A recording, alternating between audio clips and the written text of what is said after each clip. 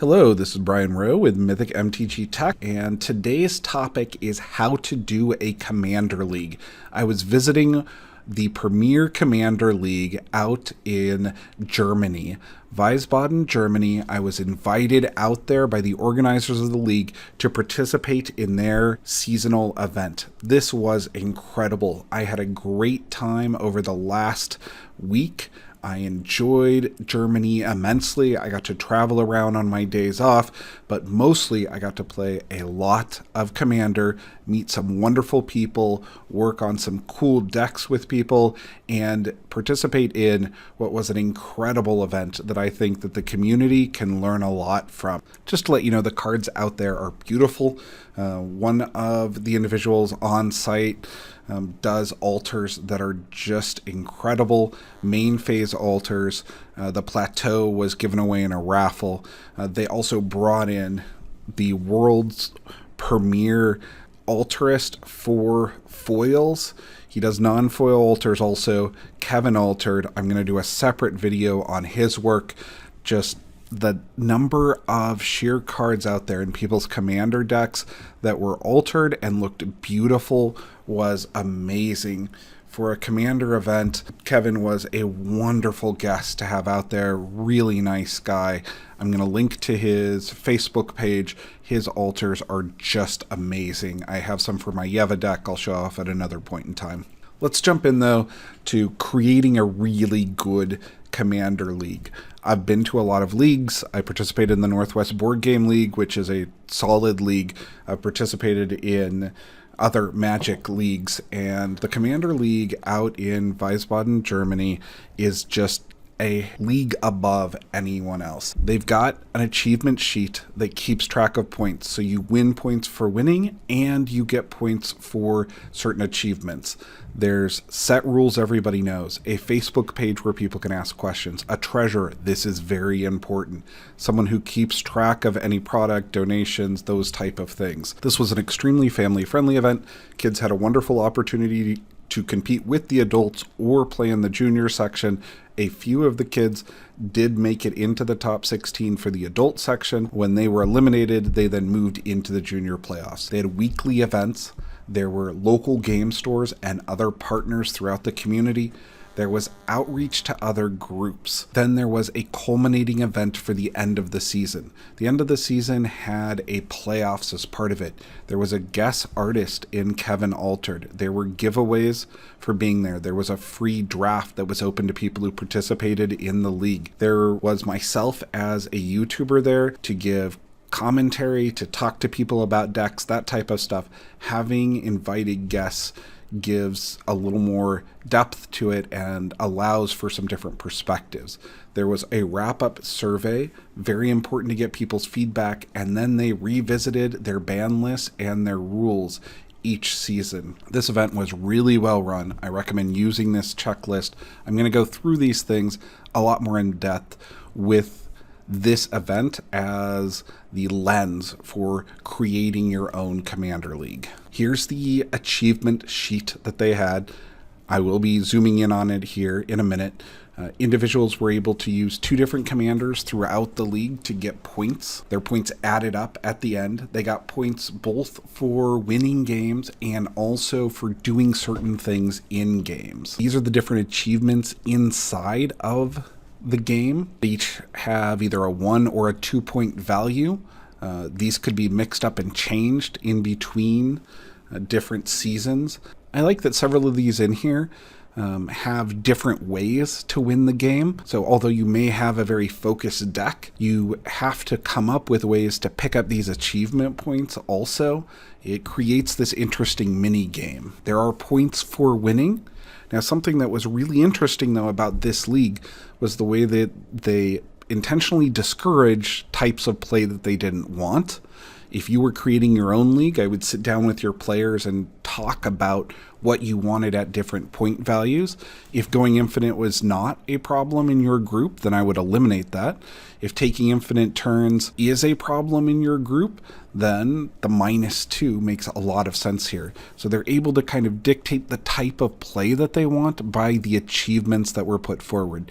They weren't actually banning particular types of play, encouraging people to get points to make it into the finals to play certain ways. They had a cool challenge deck, and by challenge deck, each season they have different requirements. This last season, individuals drafted sets. They chose different sets to make a commander deck out of. So I participated. I made a deck out of 9th edition core and the original Ravnica sets. Everybody's deck that I saw was very interesting. You could use your challenge deck or your traditional EDH decks when participating in the league. This gave people an opportunity to brew and create interesting decks as part of the league. They did have their own ban list. I appreciate that Iona was on there. Mana Crypt is on there because of how swingy it is and the fact that it wasn't readily available in the play group. Obliterate was causing problems, and Stasis was just not the type of games that they wanted to encourage. They revisit this ban list at the end of each season, and individuals who participated in the last season are able to vote on the ban list. They do have a proxy rule. They're in Germany. It's very difficult to get cards. There also are some financial limits, and they didn't want to exclude people. It's an unsanctioned event. I support the idea of proxies in unsanctioned events. Their rule was no more than 10% of your deck, so 10 cards, a $30 limit, and that it has to look good. So let's jump into the event. Day of, there were 16 individuals who broke to the top of the playoffs. The top commanders are all listed here, so we saw a lot of diversity in commanders. Some of those individuals weren't able to make it, so they had grinder spots available day of and night before that individuals could qualify for to grab those open spots. They had a free draft that was paid for by donations throughout the season and them reaching out to local game stores and sponsors for product. When putting on an event like this, you want to look for sponsors. Individuals had a wonderful time drafting Innistrad, Core 14, and Origins. Just a nice, interesting chaos draft. We saw a foil Snapcaster come out of the Innistrad box. The draft completely filled up. Very, very cool event. There was also a raffle where cards were donated by Kevin Altered and by myself, along with Christy Nash, the other Alterist that was mentioned. And those cards were in several different raffle pools throughout the day. They were all Commander staples, cards that were useful to anyone. And one of the really cool things that I saw is that if somebody picked up a card that they didn't necessarily need, it turned into an opportunity to trade those cards back and forth. So all day there were drafts going on. All day there was Commander. All day Kevin was doing incredible altars, and I was doing deck techs with individuals.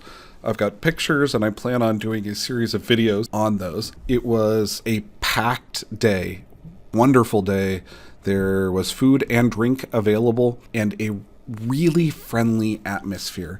One of the best things that I can say about this is that anytime somebody needed help, anytime somebody was still learning the game, the atmosphere there was to teach people, to help them out, to improve their game for next time. It was an extremely friendly, extremely supportive group, and a wonderful day overall. The playoffs were set up to start in the afternoon and ran for several hours. The junior playoffs were also running at the same time. The final playoffs had 2 Proshes in it, surprisingly, out of the top 4. The deck that won was Voral. One thing that they have is kind of an informal, if you make it to the top 4, you really should retire that commander and play with a different commander in the upcoming season. It's not a formal rule, but it encourages people to diversify their decks. A few days after the event, they sent out a survey asking everybody who was involved for feedback on the season. This type of feedback is extremely important because people feel like they're involved, and when you take their suggestions, they're much more likely to participate in future events. I'm going to have a series of deck techs coming up on these different commanders. I'm working on them currently. They're all very different, interesting decks. Most of them made the top 16 or top 8 at this event. One of them was even piloted by a junior and was just incredible and was in the junior top 4. They'll be coming over the next 2 months as I do the video production on them. Thank you, everybody over there in Germany. I greatly appreciate you guys hosting me. I had a wonderful time at the event. I have to say thank you especially to Corey Horn and Kyle Nash. Everybody I met over there was too kind. I enjoyed it so much. I hope that individuals can learn from your guys' Commander League and put together such wonderful events themselves. Keep up the great work. I look forward to seeing the great stuff that you guys do in the future over there. Thank you. This has been Brian Rowe with Mythic MTG Tech. These videos are supported by viewers like you. To help support more videos, please become a patron of the channel. Until next time, choose the cards wisely.